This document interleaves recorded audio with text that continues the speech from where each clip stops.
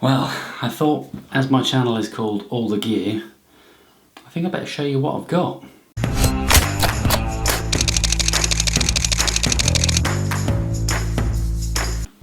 Okay, so instead of doing just a traditional open my box and flop it out on the table and show you what I've got, I'm going to do it in a kind of like a chart kind of countdown. So I'm going to do my top 10 for my most used. So my 10 will be my least used and my 1 will be my most used. Okay, cue some cheesy music.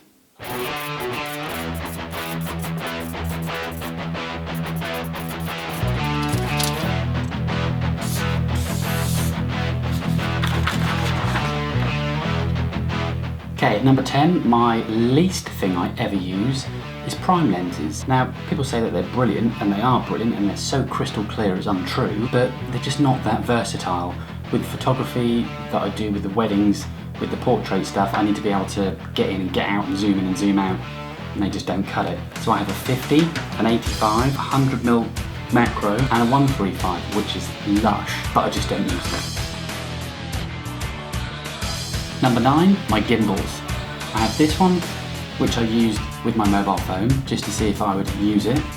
Nice little gimbal. And then I have this one, which I've done a review on, which I raved about, which is awesome, but I don't use it. That you can actually get on ICEY.photo for £99 now, which is a good buy. That's still expensive and I barely use it. And number 8, my drone. I got one of the first ones I came out, which is just the DJI standard one. It's not 4K. It's crap for video, the quality is awful, the photos are okay, but I, again, very rarely use it. I use it at weddings to do aerial shots. I'm actually thinking about buying another one, I'm not sure why. Number 7, surprise entry, my GH5. Still not used it that much. Went away at the weekend, didn't even take it with me. Kind of thinking it's time to chop it in now. Enough is enough. Didn't really give it a chance. Now I've got the 5D Mark IV. So yeah, number 7, the GH5. Number 6 Yos. This beast. Number 6 is my YI 4K Plus action cam. And I love this because I can stick it in my pocket and just take it where I want. I took it boxing the other day and sneakily filmed some boxy stuff. Haven't looked at it yet, but it's 4K and it's 60 frames a second, so how crap can it be? Probably crap because I'm boxing, but yeah, mega little piece of equipment. Image stabilised at 30 frames a second, love it. And my 3 flashes. You have to have flashes. It just fills in everything and it just gives a nicer, no shadow, no harsh light. And again, a lot of portraits are done with these at different angles, a lot of wedding photography is done with these to create different effects. If you haven't got a flash, get one, and it's a worthy position at whatever position I'm on now. I've lost count. I actually lost count. Is my second body, which is a 6D, not a 62, just a 6D. Probably the cheapest full frame Canon you can get, but it's mega. I actually don't use it that much. My wife uses it. She's got little dinky wife hands, so it works really well for her. I asked her if she wanted to be upgraded to the 6D too, and she said no. So save myself some bunts there. So, but yeah, great as a second kind of camera to use as a wedding jobby. So, number 4,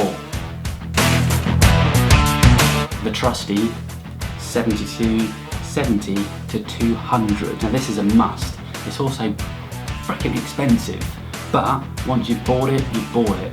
And for wedding photography, you can't beat it. I mean, it is the lens to have, no matter what Nikon people say.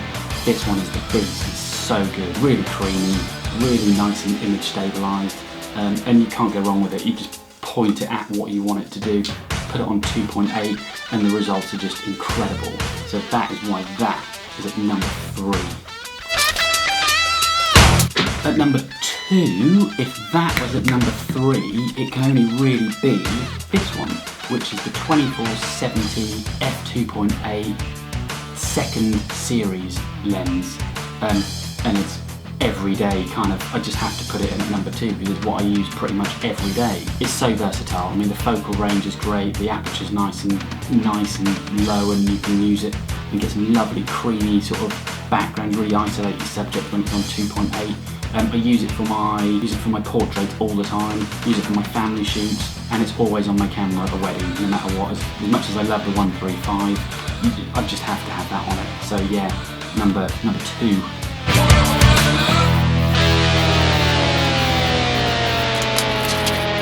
2. So number 1 is that, my 5D Mark IV. It can't really be anything else, really. It's amazing. I used it for photography. I wasn't going to use it for video, then I tried it for video, and I've said before, the autofocus is ridiculous. So that's my number 1 camera in the world, full stop. Best piece of photography equipment I've ever bought. Again, monster price and mega expensive, but it'll just last me forever.